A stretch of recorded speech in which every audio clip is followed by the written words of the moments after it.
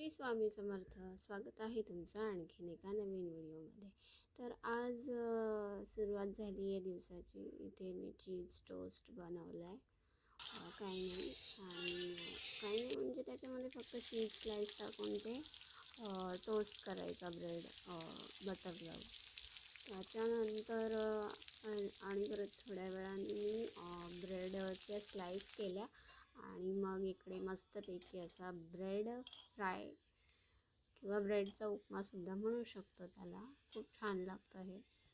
त्याच्यानंतर आज जेवणामध्ये आहे ही वालपापडीची भाजी. या शेंगा आजकाल मार्केटमध्ये खूप येतात कारण सीझन आहे त्यांचा. तर मी आधी आपण तिला दोन प्रकारे करू शकतो ह्या भाजीला. शिजवून म्हणजे आधी शिजवूनसुद्धा घेऊ शकतो, नाहीतर आधी तिला वाफेवर तेलामध्ये फ्राय करून घ्यायची, म्हणजे तिचा कडूपणा निघून जातो. आणि अशा पद्धतीने आज इथे ही भाजीसुद्धा रेडी झालेली.